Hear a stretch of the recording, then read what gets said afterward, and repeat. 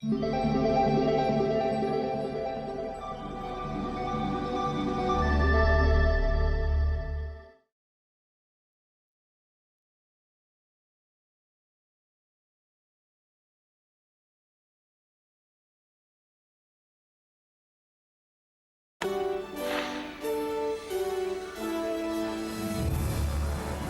is American Morning for Monday, December 23rd, 2002. Legend of rock. Sad and sudden news. Founding father of punk rock, Joe Strummer, died yesterday. Vocalist and songwriter for the British punk band The Clash. Apparently peacefully of a heart attack.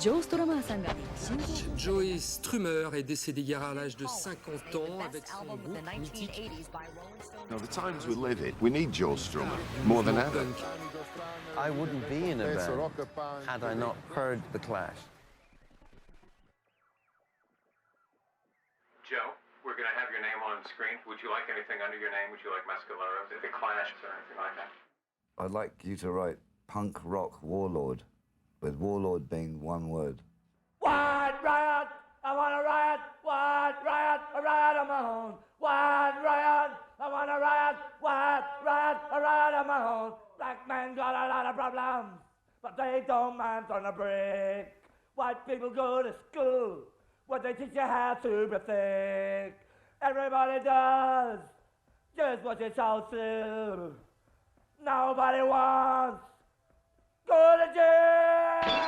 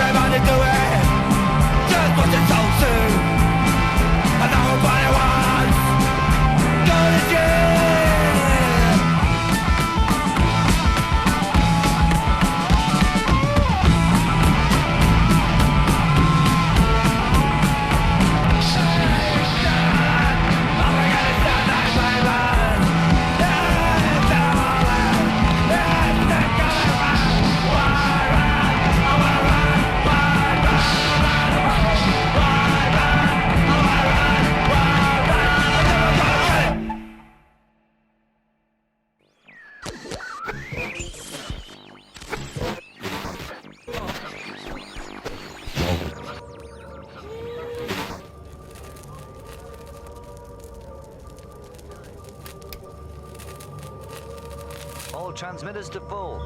All receivers to boost. This is London calling. This is London calling. First of all, welcome to the program. All peoples of the world. This is Joe Strummer at the controls. In Bush House in the heart of London. This land is your land. This world is your world. Your world. A lot of people won't get no supper tonight. We're going to say the unsayable and play the unplayable. Broadcasting what needs to be cast. If your radio's tuned here, your radio's tuned right.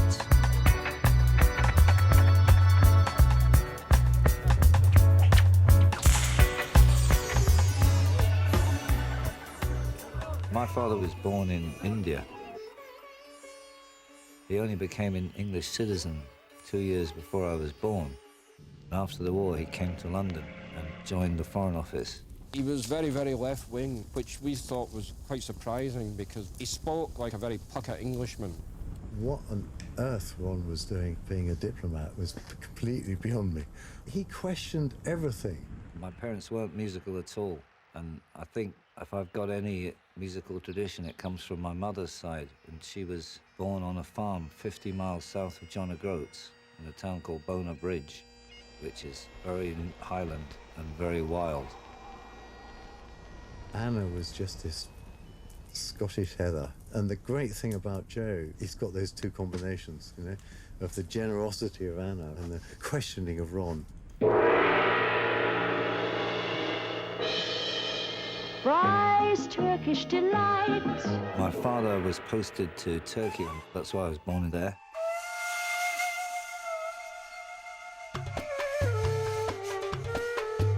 He was screaming in Turkish when he was about 3, shouting down the stairs some Turkish curse that he'd learned. David was 18 months older than Joe, and they were just like chalk and cheese.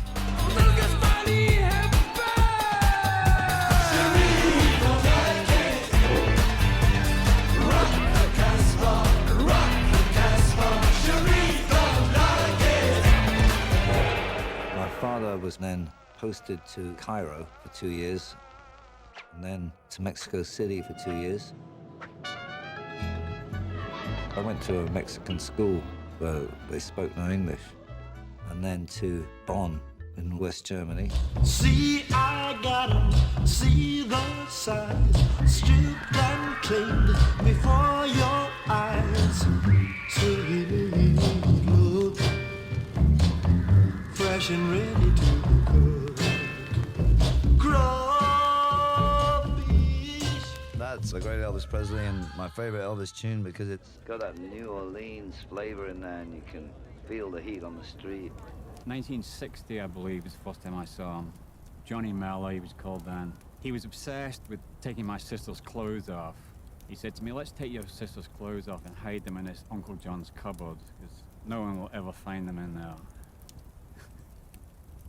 David would just go along with us. Even at that early age, Joe seemed to be the leader of the two of them. Then I came to England to boarding school. I often think about my parents and how I must have felt about it, because it was like being sent away and seeing them only once a year. It really changed my life because I just realized I had to forget about my parents and deal with this.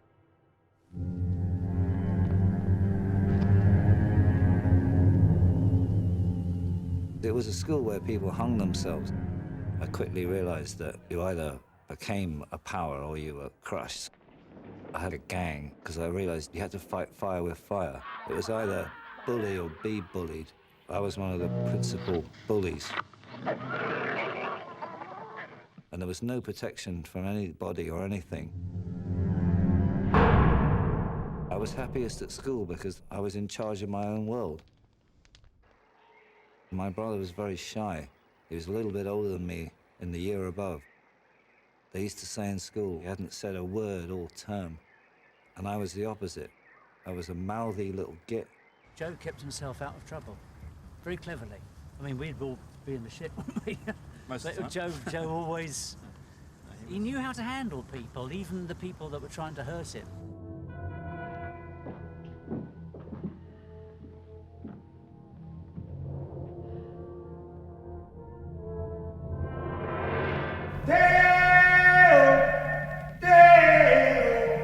Work all night and a drink a rum. Reporting the Scouts is a good way of getting out of school for a weekend, I think, was the reason that we joined. Stacks banana till the morning come. We used to spend a lot of time building camps and campfires and all that.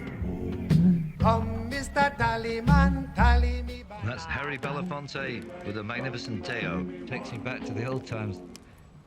And all the time that we were at school, I never met his parents. It was as if they didn't exist. He'd go back for holidays.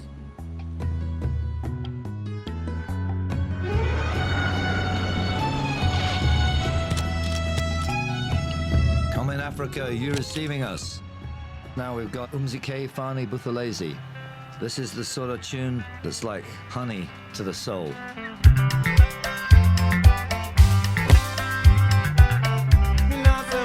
Malawi made a big impression on him. He liked the people. I think it just gave him a wider perspective in the world at a very early age. He would always bring stories back at the beginning of each term, plus a new collection of records. I can remember hearing the Rolling Stones coming out of this huge wooden radio in the day room.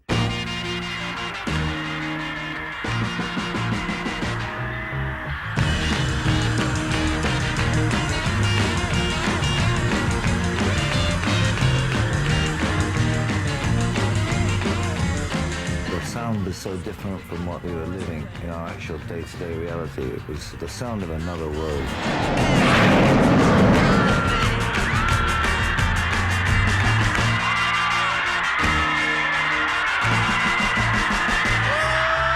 That's the moment I think I decided to only follow music forever.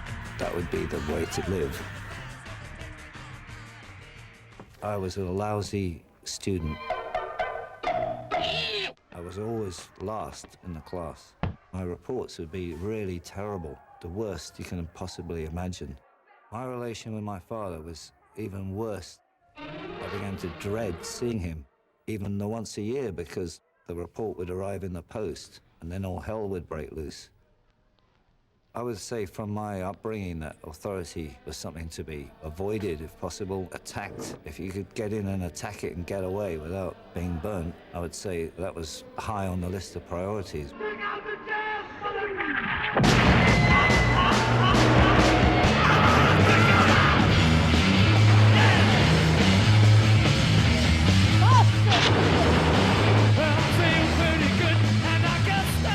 In 1968, the whole world was exploding. There was Paris, Vietnam, Grosvenor Square, the counterculture. I think that gave me an edge to put into punk. It was a great year to come of age.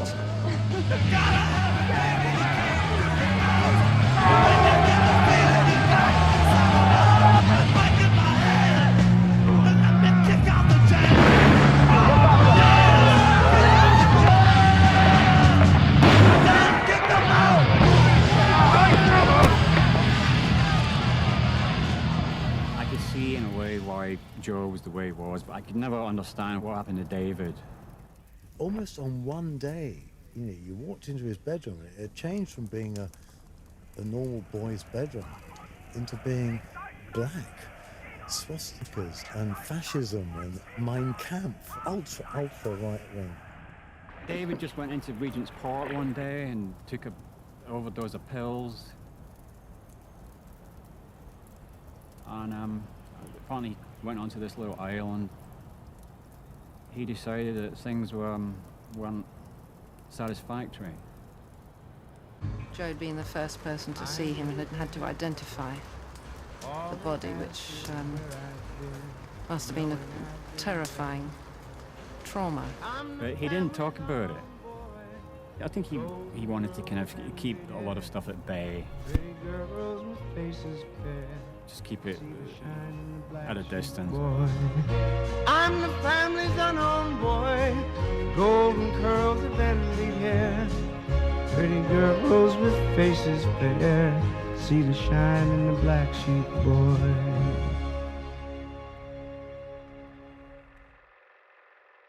And that was the great Tim Hardin, perhaps a lost genius of music with Black Sheep Boy.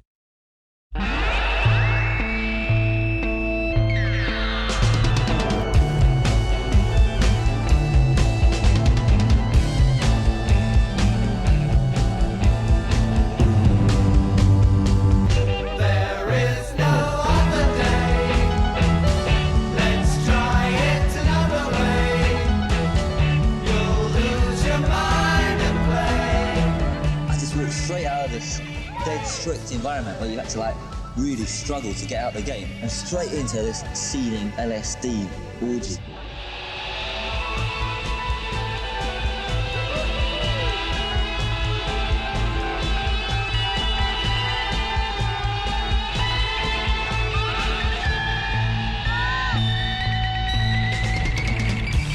There's only one answer to what you're going to do after school, and that is art school. The last resort of malingerers and bluffers and people who don't want to work. But the rustler, Joe, whose name was John, said, "Oh, my name's Woody." In the dead hours of night. I said to him, "Oh, that's interesting. How'd you get the name Woody?" And he said, "Oh, I just made it up on the spot." A battle to fight. I think because of Woody Guthrie. I met him at art college on the first day. We lived together. He was instantly charismatic. Everything in the room focused around him. He always had a different way of putting things, a different angle on things. He was thrown out because he did a collage of used Tampaxes as art, but it was too much for them. Bang goes society's door. Welcome on so secure. Once we find our love and trust, surprising what we say. I started to follow a musician around called Time and Dog. D-O-double-G. He had this years before Snoop Doggy Dogg. First collecting money for him in the London Underground, like a Mississippi bluesman's apprentice. Time was the guy who taught and showed Joe that music was the root. I bought a ukulele because I figured that had to be easier than a guitar, having only 4 strings. When I managed to get some chords together, I was chuffed. We went down to play at some tube, and I said, Joe, we can't go down and busk the one song that we know. And Joe said, why? Because nobody's ever going to pass twice. Timon and Joe were walking around in a park in Kilburn, and they came across a guy who I think had probably just come out of mental home. He was a bit strange, and he had nowhere to go, and he was very disoriented. And they brought him back to live with us, and he stayed with us for a while. I remember the name of the guy. He was called Savory. And Joe installs this tramp with huge generosity in my bedroom. When the landlady and landlord found out about us having this black guy, the woman attacked Timon Dog with a stiletto heel. And they just went berserk. They threw us out, chucked all our gear out the window, and we called the police and said, look, and they said, fuck off, hippies. I mean, it's bloody impossible to live, frankly. You never knew where you were, when you were. He lived day for night. He'd go off somewhere to Glastonbury or to the Isle of Wight or somewhere, and he'd turn up a week later, completely unaware that you might have actually expected otherwise. They'd had their summer love, and by 72, 3, it was all over. I always felt that it was like coming on the field of a great battle 12 hours after the battle was over. So the casualties were all lying on the field, but the battle was gone.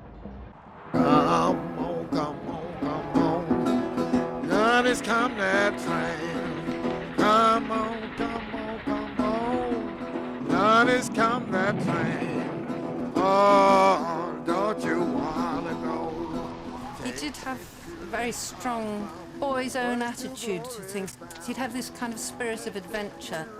He'd sleep out under the stars when it was totally unnecessary. And he said, I'm going to be a rock star. So he was right.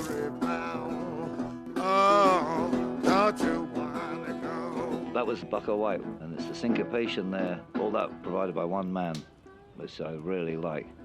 It was very difficult because I still really loved him. But I knew I had to get away because he was dropping out, and I was absolutely determined to carry on with art college. And I hitched down to Cardiff, and she told me to shove off. And so I started to hitch back, and the first stop off is Newport. And I had some friends there.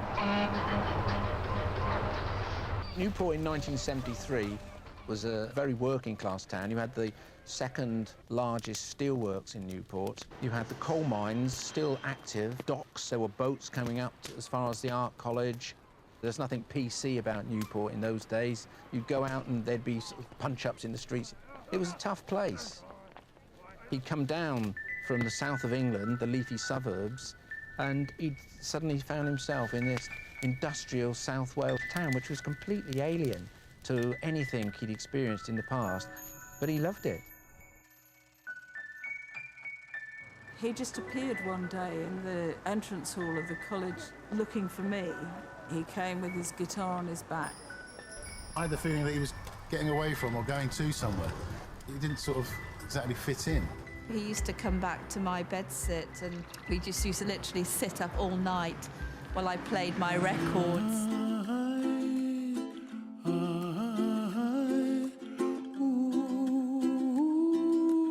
And he just looked at me and he said, "Is your mother proud of your eyelashes?" And that was Israel Kamaka Wiwa Ole from Hawaii.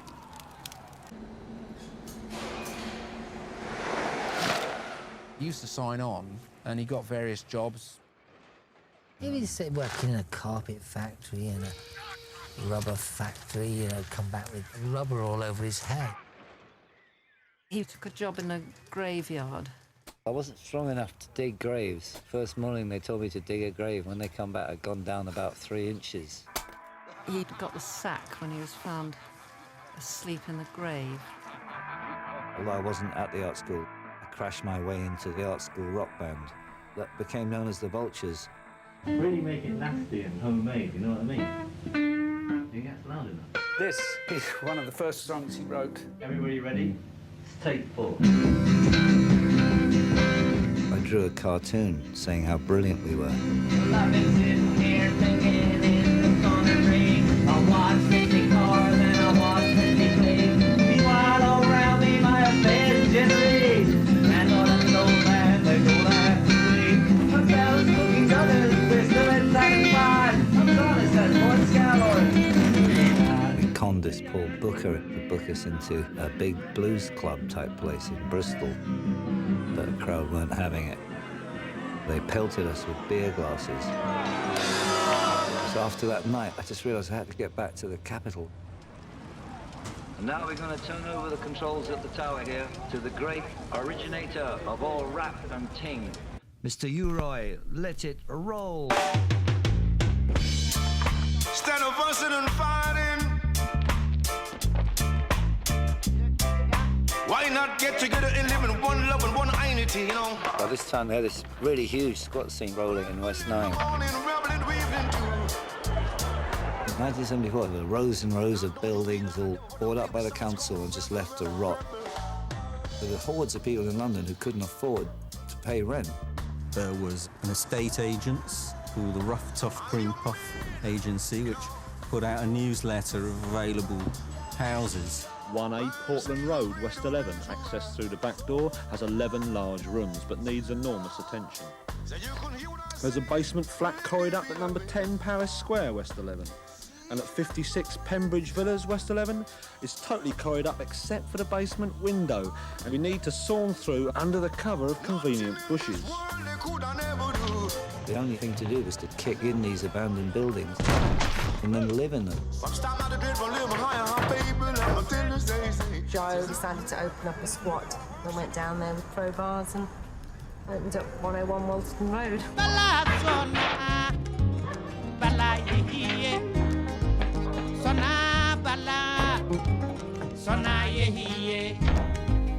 It wasn't just squatting because we were down and out. It was a political act that you can't leave buildings empty when there are people homeless. Like bathing in the cool water of a fragrant ocean. And that was the sound of Ernest Ranglin and the voice of Baba Mao of Senegal. I gathered the best people, i.e. people who weren't completely out of their minds, into one squat. And we formed a rock and roll band, the 101ers. Down the road, I come a jungle partner.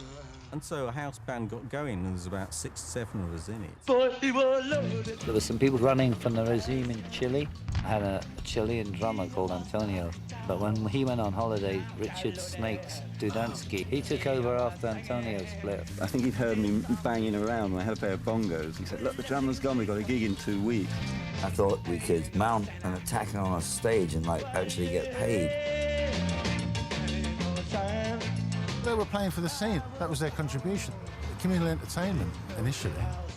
When we get short of enough money for food, Joe would go out and busk and come back with money to buy provisions for the whole group. And he was like part of the community. In fact, Julian was the lead singer. And I got him in to sing because I thought I was chronic. I really did, right? Because I thought he was better, right? And Mickey Foot, who was working with me back then, right, he said, that other singer you got in, he just sounds just like you. I thought, well, fuck it. So I become the singer again. You got taken down to the pub for a drink, basically, and then you got told if you'd been fired. Now, I remember I had to tell Simon the saxophone player, we're not having saxophone anymore, Simon. We had harsh decisions. We got rid of our mate Mole, the bass player. I remember Joe saying, well, I think we're going to take Mole for a drink. It's the process of forming, you know, that's what happens. I figured out that I'd sacked 48 people once. And then my sister came in with her Bolivian boyfriend, and he said that the day he saw her, I want to make this girl mine, and so he did. He took me on a date and he said, you see that pub over there, the Windsor Castle? He said, one day we're gonna play there. We had the nerve to rent a room above a pub and charge people 10p to get in. That's how we learned to play, by doing it for ourselves, which is like a punk ethos. I mean, you've got to be able to go out there and do it for yourself, because no one's going to give it to you.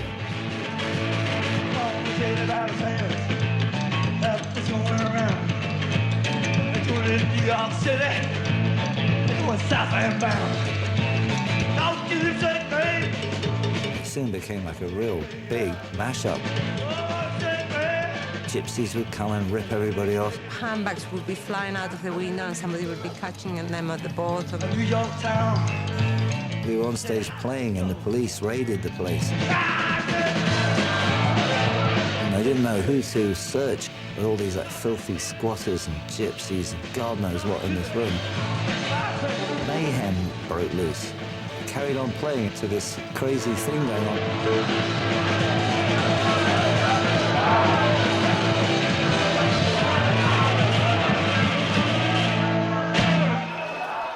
That was fun.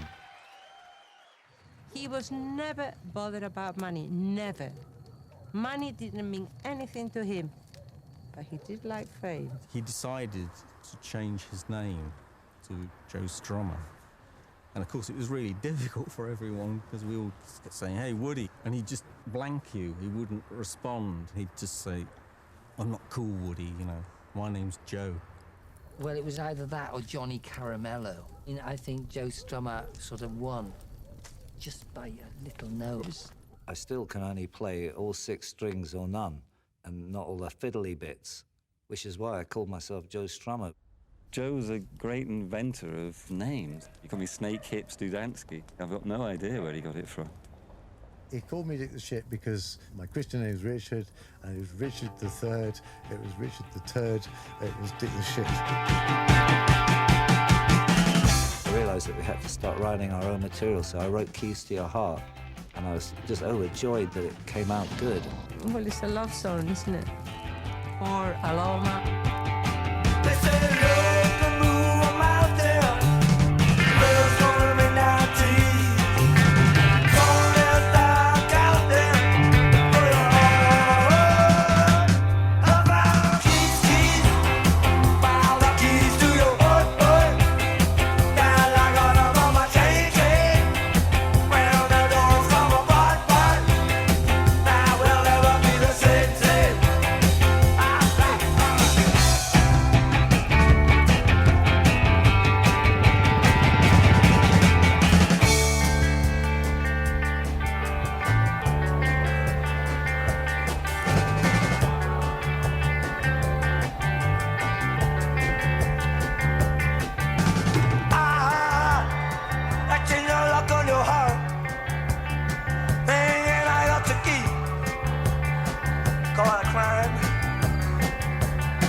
We'd seen Joe play over at the Ackham Hall and the Windsor Castle and quite a few other places. And the Julie who saw big blue policeman, a little black book, wrote it down.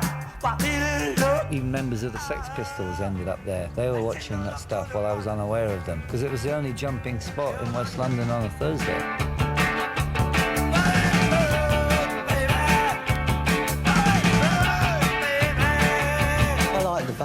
But Joe was something special, best frontman out there. The 101ers were about to be the top band in London. They were at a point that they were really making it, like the Roundhouse, but that was not really enough for him, and he just felt he needed a breakthrough. The Pistols had to come in and blow everything away. They were that stun grenade into the room before the door could go. They came out of nowhere, and they came to support us one night in the Nashville rooms.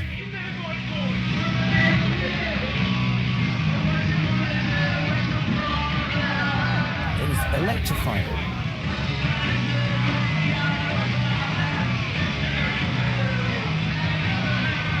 It was that difference. They were like a million years ahead.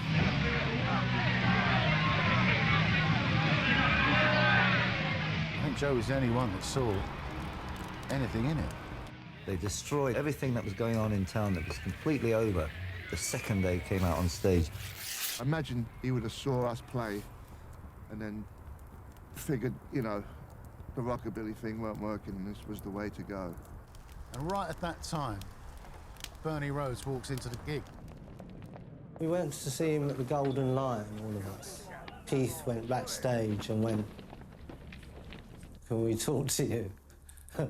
I think it was good luck to meet Bernie, the best bit of luck I ever had. And he drove me down to Shepherd's Bush. There, in the rear bedroom, was Mick Jones, Paul Simonon, Keith Levine, and me and Bernie walked in, and he introduced me all around, and then we sat on whatever bits of furniture we could find, and we kind of stared at each other. And he said, "I think you should form a group." And I thought about it. I said, "Could you give me 24 hours?" And he said, "Sure." Sid and Keith Levine came to the squat. There was meetings in rooms and people mumbling and groaning. It was very obvious that it was two different kinds of people, really. He said, "Oh, I just love the way you play guitar." And I said, "Why don't you be in the band then?" And he went, "I will, I'll do it, I'll do it." That was it. He came out and said, "Right, that's it. The 101ers is finished." And it was a bombshell to the rest of the band. I mean, I knew it was in the air. You know, it was that the 101ers were the problem with the bass player, that we got rid of the guitar player. So I knew something was happening. Anyway, the following day I bumped into Bernie Rhodes, who was there. Let me say something really quickly. Yeah. I formed the Sex Pistols, not Malcolm. You know that, don't you? Yeah. I found John. Yeah. Auditioned him. Yeah. Put him in the group. You know, I don't take the credit now. I take it later. And it was very clear that he was the kind of guy that called the shots. I'm the philosophy of it. I'm the great engine of it. I am punk. Without me, there's nothing. I said, "Joe, you know, right, you know, the 101ers is finished, but I'm not going with this guy." And he said, "It's not possible, Snakes. We've got to do it with this guy." And that was it. You're either for it, punk, or against it. And there's still people today that don't talk to me down in West London for going over to the other side.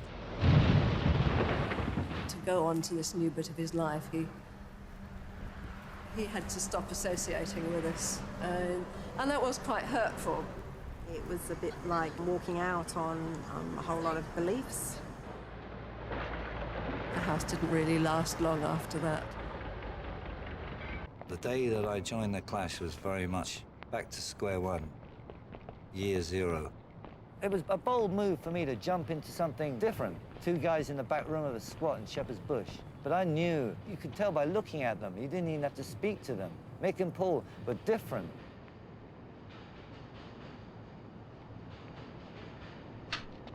I think we started to rehearse that afternoon.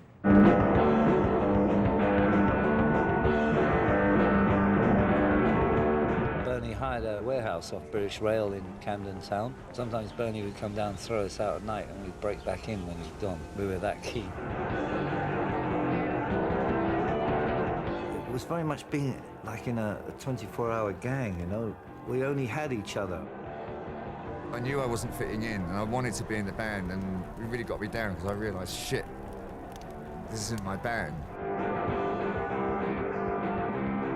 I left the band. And then it just worked. It just made it that it was going to work. Paul was just admitting that he couldn't play, and he admitted to me that he had no idea what this instrument was, right? And for a minute I thought, oh God, a whole room of people with no idea how to play anything. Is Millie supposed to be producer of this? Yeah, he is. Get You've on got with to it. be Count it in. Right. Shut your mouth and count Shut it in. your eye. Don't tell me to shut my mouth. mate. Go on, do that. We get really frustrated to have to quickly rush over and do all this. Give us an E.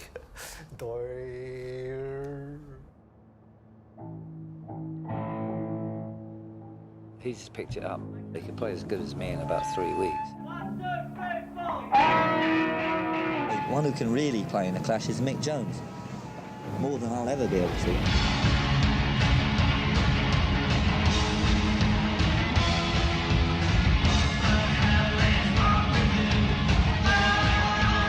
What happened to your teeth?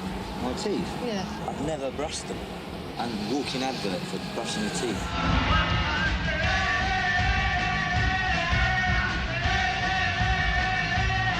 That was what was good about punk. If you were ugly, you were in.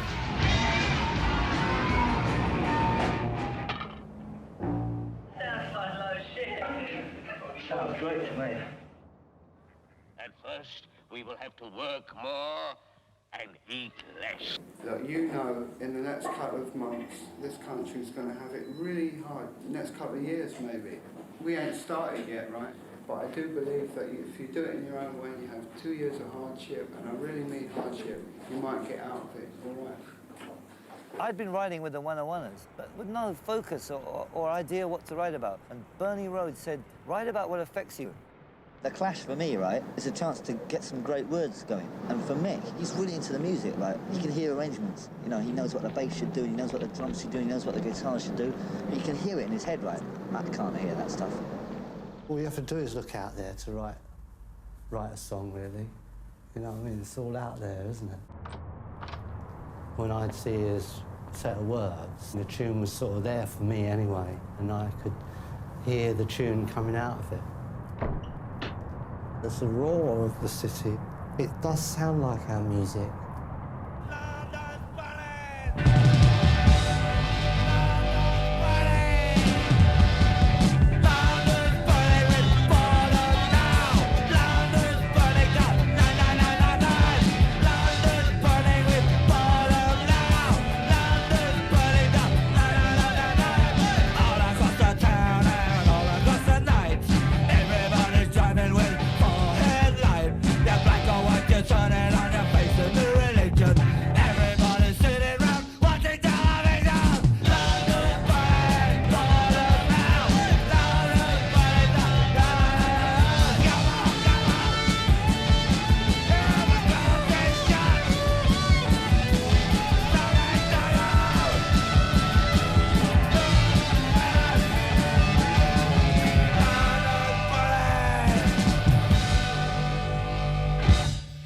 Believe that you've got to live something to sing about it in a convincing way. Like when you hear a great song, someone's torn that piece out of their life. You couldn't go the full way with Joe. There was something hidden that was a very deep thing. I ran up to him and I jumped on him.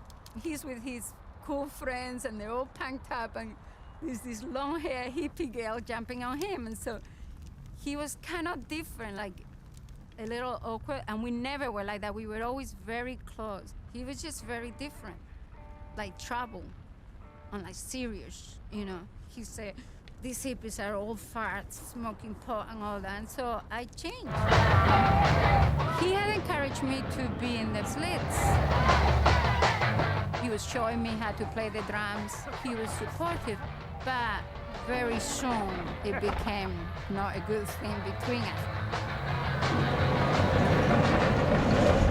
We were almost Stalinist in a way that you had to shed all your friends or everything that you'd known or every way that you'd played before. So that all might see and agree, the laws are inscribed in a prominent place, to be remembered and obeyed forever. I mean, do you have a moralistic view of anything you do? Yeah, I wouldn't steal money off a friend.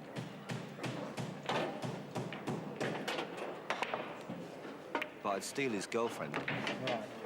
I think too much, you know, or not enough. I mean, I think all the time. I think thinking is like real fun, you know? I get a lot of fun out of thinking. I mean, I can't see any other point to getting up in the morning, doing everything and going to bed and getting up again.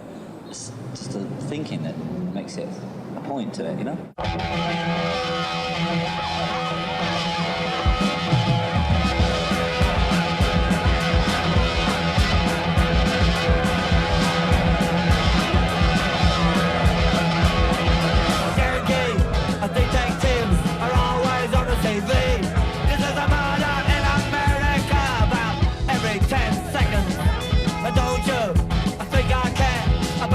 Baseball shirt. I'd rather wear nothing but look like I'm ready to fight. I'm so bored of the USA. I'm so bored of the USA. What can I do? Hey, what can I do? And when the Clash came along and I went to see him, Hi Joe, it's Dick. It's Dick, and this shutter came down. It would have been nice if Joe Strummer had said, "Hi Dick, how are you?" But he didn't. It was almost impossible for him to get out of character and go back.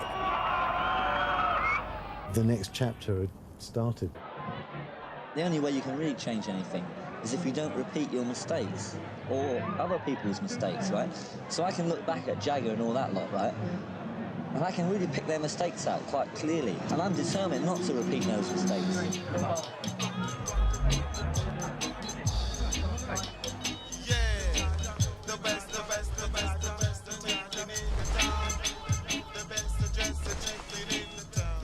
I value my existence by what I achieve, you know, by what I create. That's it. Creation is everything, you know. Yeah. I think it's, anything special? No, just blanket coverage. I don't know what I'm after. If I knew what I was after, I probably wouldn't bother to go after it. Give it a good hammering job.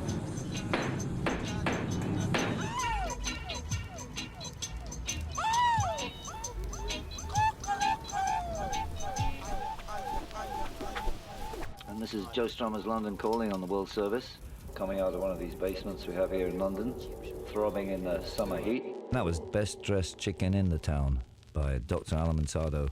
Well worth checking out him. To kids like me who didn't really read newspapers, he kind of informed us about events that were going on in the world and made us politically aware, I guess. One of the things I like this group to do is to try and stop loads of kids joining up to the National Front just because of ignorance.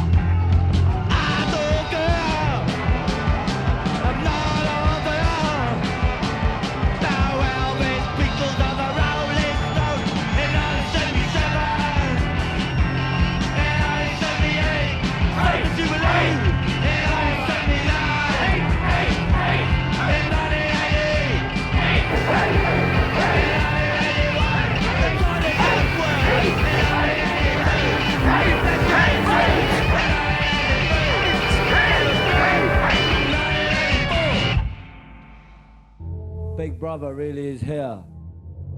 It's worse now than ever. Even your Oyster card. You can tell where you were. They can tell where you're going. I haven't got one. There was a moment where the world stopped. I mean, everything just stopped. 1976, 1977. Suddenly, ideas became more important than guitar solos. And a certain integrity became more important than driving a Rolls Royce into a swimming pool. Rock stars were like Greek gods. You were lucky to be in the room with them. Oh, look, that's me. That's me. All that came to an end after the Clash. There was a feeling that if the Clash could do it, you could do it. I just want to preserve, right, my personal freedom. I just want the right to choose, right? And it ain't no use me having the right to choose, right? And not everybody else to have it, right? Everyone's got to have it. I just thought I joined a band to go to parties and have fun, not to argue about politics night and day. It felt like me versus everyone else. That's why I left, because it's such a grueling onslaught the whole time. Mick found Topper, and Topper came down, and it just smoked.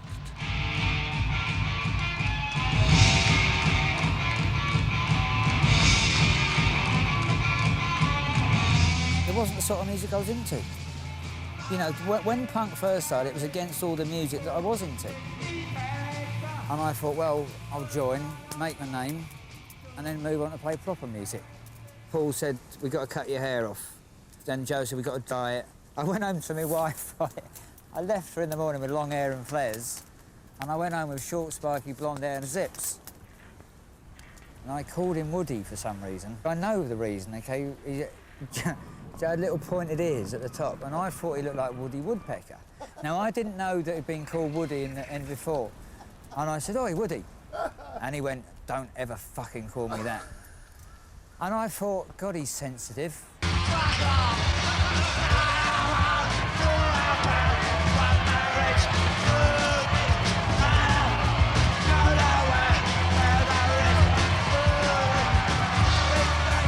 It's not a bad thing to have The Clash be your first ever rock show. 17 years old, hanging out with my mates, and we got into Trinity College, Dublin. At the back of the stage, they had a picture from the first album, which was a load of bobbies running down the street with truncheons, which was what was going on in London with the race riots. But in Ireland, it looked like Belfast. So it was a very, very, very tense moment as this backdrop was opened up. We'll have to roll the tanks, cue the Air Force, roll the Army and the Navy. And there was a real sense of jeopardy. There was a violence in the air. I was terrified. I was excited. And rock and roll was not entertainment in that moment. It was not a matter of life and death, something much more serious. 1, 2, 3, 4. So me and my mates stayed up trying to figure out how we could all be in bands that meant as much as The Clash. Let's go! Aye, oh! Let's go! Aye, oh! Let's go! The moment in the straight line. You're going through a tight one. You keep the listen that mind. Being in the right time at the right place with the right shit, it's just explosive. It was like pirates slashing their way through. We just got completely out of control. We had crews of people stealing cars, hopping rides, just following this thing.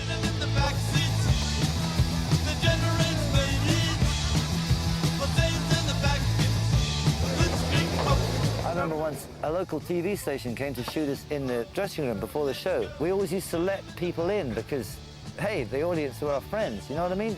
And behind me, it was like one of those jokes where 19 people get out of a baby car. Someone had opened the dressing room window and people were climbing in from the alley. And there's like, I'm not joking, 50 people climbing through this window like a Charlie Chaplin movie. Hey, ho! Let's go! Hey, ho! Let's go! Hey, ho! Let's go! All right, Blitzkrieg Bop by the Godfathers of Punk Rock. Ladies and gentlemen, the Ramones. If the kids didn't have money to get home, he'd give them money to get home. If they didn't have money for drinks at the pub, he'd give them money for drinks. The police would wait till we were driving across the mountains. After a few motels, we'd started to borrow the pillows because it made it easier sitting in a coach seat overnight if you had a pillow. So when they couldn't find any drugs, the police searched the bus and they came up with something like 30 pillows. And then they found hundreds of hotel room keys. And they said, right, that's theft. And then they threatened to charge every one of us individually with one each and keep us there all night. So Joe said, I'll do the pillows, you take the rap for the keys. And we were locked in the same cell for like 3 nights. You're going to room 101. We really got close and we just talked honestly, and I got to speak to the real Joe. Now, every time I'd spoken to him before, there were people watching or people listening, and he wouldn't drop the act. We both said we were scared, because at the time they were making a big thing about the punk thing, and we thought, you know, we might end up in more trouble than we were really in. You know, just got honest with each other. He still had this thing about he was a punk rocker, but he'd been to a public school. They always fucked him up right from the beginning, you know? I don't care what he's from, he ain't a phony. You know what I mean? And he weren't acting a role. You know, he believed what he was doing. I think Gabby started going out with Joe, and I just remember this guy walking around the flat, our little council flat, with his shoulders up here and his black leather jacket, mumbling. He never said much.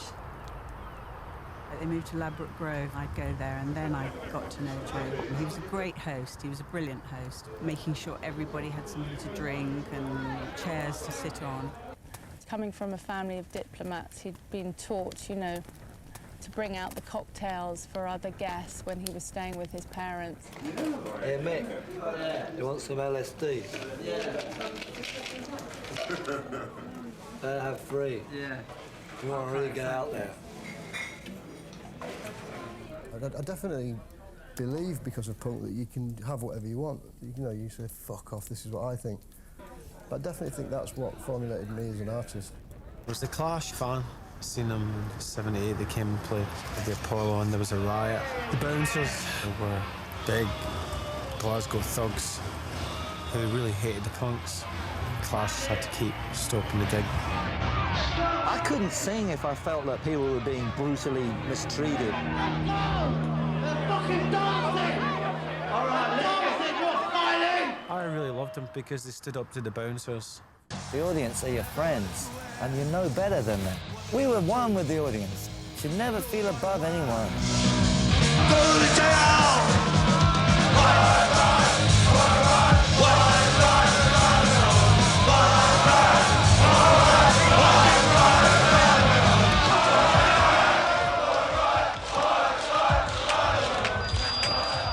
When punk first started, it didn't seem particularly black friendly. And so when the Clash's first album came out and they got Police and Thieves on it, and they got a scene from the Carnival, it sort of made punk accessible to me. I felt like it was a way of saying, yeah, you know, come in, this is for you as well. White music has always taken from black music. The difference was with people like The Clash is that Strummer and Jones were inspired by people that were living next door. So the effect was a lot more direct. White youth, black youth, better find another solution.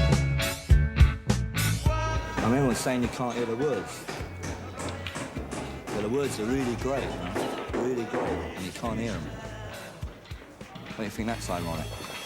Joe had a way with words, the sense of narrative and drama. Joe would have more ideas in a rhyming couplet than some people have on their whole fucking album. I really connected with Joe's lyrics. Anti-establishment, anti-military, anti-work. Especially the anti-work bit, you know? Because I was working in a factory and I thought, am I going to have to do this for the rest of my life?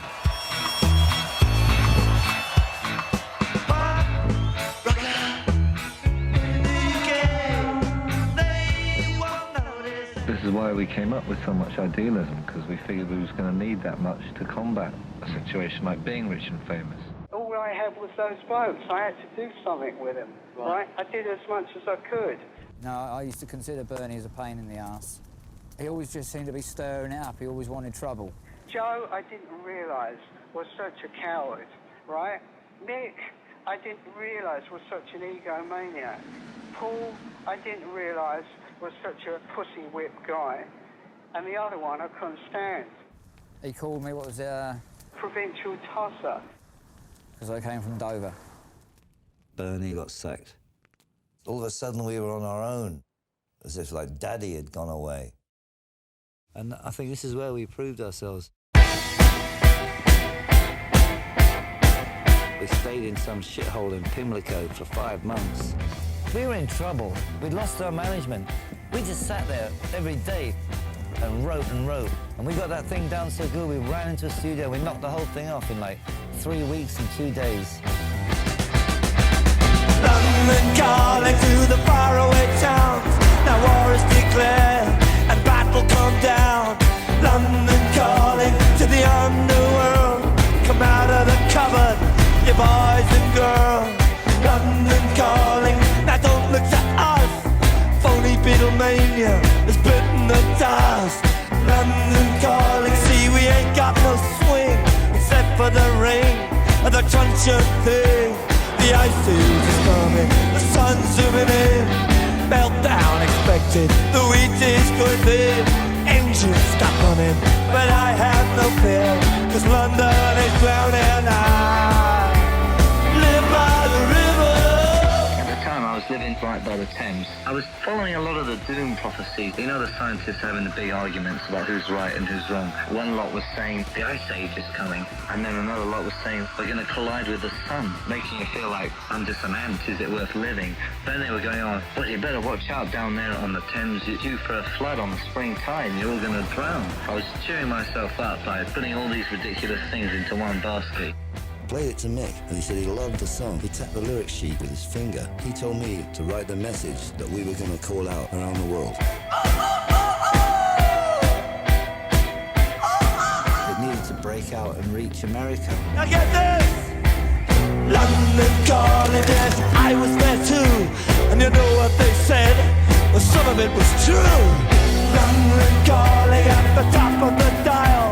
And after all this, won't you give me a smile?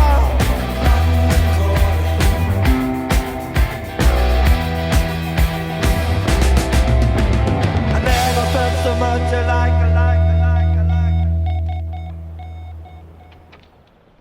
So the Sex Pistols landed here in 1869. We're not particularly talented, we try on. What is it in terms of the energy? I mean, you put out more energy. We give it all we got, that's all. It's as simple as that. Everybody's used to paying $8 and getting half measures and like going home satisfied. Well, in England, they gave up being satisfied 3 years ago. You got to give it all you got or forget it. He knew the culture of America. He knew the literature. He knew the music of it, backwards and forwards. And so he hit it off immediately. Here was this unlikely meeting of guys that grew up thousands of miles apart, but the same things moved us. Darling, people with a six-gun, I fought the Lord won. He was passionate. He sang every word like he meant it. He sang about things that were deep down in his soul. He sang about injustices, and he sang about everything as if it was urgent. I don't know if his politics could be separate from his art. They're kind of a spiritual politics. He didn't ask you to just question authority. He asked you to really explore the very nature of authority. What does it mean to be free?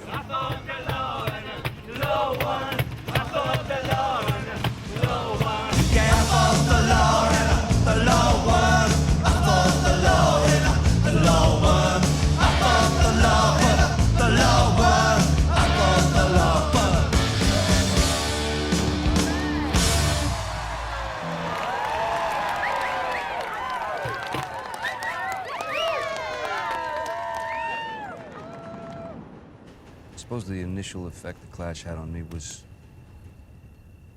the proper effect.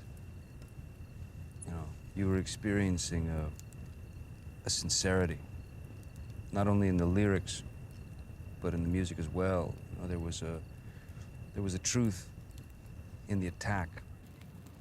They sort of pretended that they hated America, but Joe loved cowboy stuff and big cars and big pizzas, and when you went to the bar, a single was a double. Honey, I forgot to duck. So there was a lot of things that they liked about America. I came out of the Vietnam War, and I was very much into people's liberation struggles. In '76, I got very involved with the Sandinistas. It was a sort of teenage revolution where the people actually, for once, took control of their own country for the first time. I was given, as a gift, these fighting scarves that they used in Esteli. Esteli's a small town in Nicaragua, so that the Somoza troops wouldn't know who they were. Then I gave these to Joe and Mick. They decided to call the record Sandinista to redress the lack of information that was in the papers. I never knew who the Sandinistas were or where Nicaragua was. The lyrics of Joe Strummer were like an atlas. They opened up the world to me and to other people who came from a kind of blank suburbia. It's up to you not to heed the call up. I don't wanna die. It's up to you not to heed the call up. I don't wanna kill. As soon as the people got hold of the idea that, all right, it's punk, we get it, we got it, And then when we started to play other things, you get a lot of abuse, especially in Britain. I mean, my favorite Clash record is Sandinista, and the whole concept of that record of people standing up for their brothers and sisters and not taking any shit. There's like the same ethos of punk rock. But they couldn't have been my favorite band of all time if every record hadn't grown and hadn't gotten better and hadn't changed. And it's the biggest inspiration for me with our band, with the Chili Peppers. I mean, because there's no point in carrying on if you don't have something new to say. Sandinista, the triple, for the price of one. We wanted it released for a low price, because we felt that records were generally overpriced. And that's when the record company Freak, they were quite happy to bury that one, I think.